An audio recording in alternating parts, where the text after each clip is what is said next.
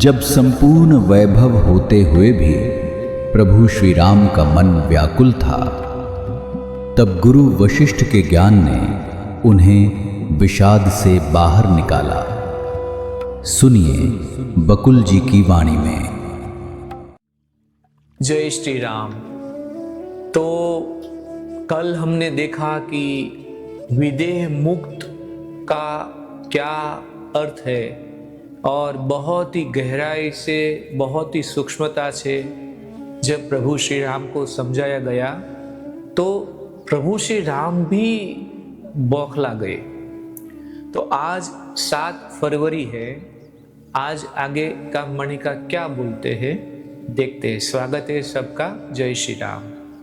श्लोक है, दृढ़ दर्शन दृश्यानाम मध्ये यद दर्शनम स्थितं साधो तद अवधानेन स्वात्मानं अवबुध्यसे।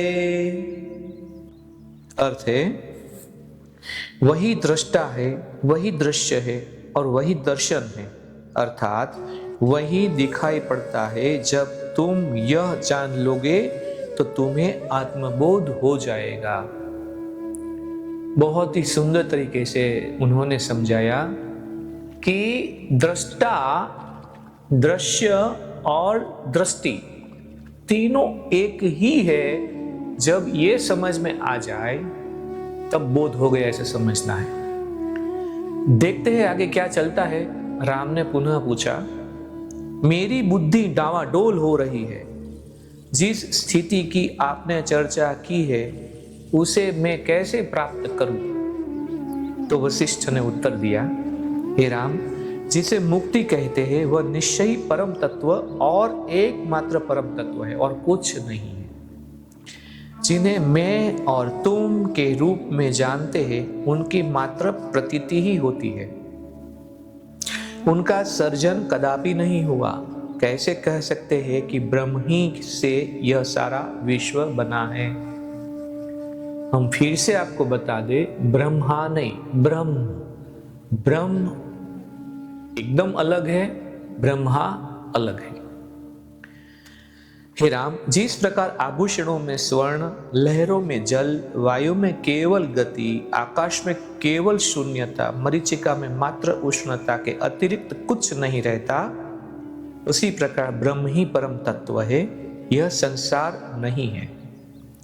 इन संसारों की धारणा, संसार की नहीं, संसारों की धारणा अनादि अज्ञान से जुड़ी है, जिसे सत्य के अन्वेषण के द्वारा नष्ट किया जा सकता है।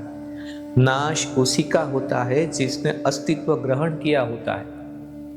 यह संसार वास्तव में कभी अस्तित्व में आया ही नहीं, भले ही इसकी प्रतीति क्यों न हमें हो। इस तथ्य का उद्घाटन सर्जन संबंधी निम्नलिखित प्रकरण में सम्मिलित है। आगे होगा ऐसा बता रहे। विगत प्रलय के समय जो कुछ पहले से अवस्थित था वह सबका नष्ट हो गया। तब वह परम तत्व अकेला ही बचा। सब ब्रह्मणाएं जब टूटी, अकेला ही था परम तत्व। न उसका कोई रूप था, न शून्यता ही, न वह दृश्य था, न देखने में आया। कोई यह भी नहीं कह सकता कि वह क्या था अथवा क्या था और क्या नहीं था। न उसके कान है, न आंखें और न जिह्वा, परंतु वह सुनता भी है, देखता भी और खाता भी है। न तो किसी ने उनका सर्जन किया था, ना ही उसके घटित होने का कोई कारण। फिर भी वह सभी का कारण उसी प्रकार है जिस प्रकार जल लहरों का कारण होता है। यह असीम और अनंत प्रकाश सबके पीछे है और इसी के द्वारा तीनों लोग मरीचिका की भ्रांति प्रकाशित होते हैं। जिस प्रकार जलती हुई लकड़ी को घुमाने से अग्नि चक्र गोला जैसा दिखता है और प्रकट होता है, और उसका घुमाना बंद करने पर वह चक्र समाप्त हो जाता है। जैसे पंखे बंद होता है, 3 पंख दिखती है, लेकिन जब पंखा घूमता है तो हमें वो गोला चक्र दिखता है। उसी प्रकार उस असीम में स्पंदन होने पर यह संसार प्रकट होते हुए और उसके निस्पंद होने पर यह संसार जलमग्न होते हुए प्रतीत होते हैं। कितने सुंदर उदाहरण देके समझा रहे हैं। समय भी उसी से है, दृश्य पदार्थों की धारणा भी उसी से है। क्या तुम समझते हो कि क्रिया, रूप, स्वाद, गंध, ध्वनि, स्पर्श और यहां तक कि चिंतन भी एकाकी है?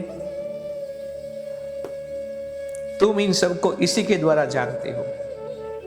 वही दृष्टा है, वही दृश्य है और वही दर्शन है, अर्थात वही दिखाई पड़ता है। जब तुम यह जान लोगे तो तुम्हें आत्मबोध हो जाएगा। तो आज यहाँ पे इस मणि के को विराम देते हैं। बड़ी खुशी के साथ, आनंद के साथ, संतुष्टि के साथ आप चिंतन मनन जरूर करिएगा और फिर कल वापस हम आगे के मणि के को देखेंगे। तब तक के लिए जय श्री राम। इस ज्ञान यात्रा में हमारे साथ बने रहने के लिए चैनल को सब्सक्राइब करें और बेल आइकॉन दबाएं।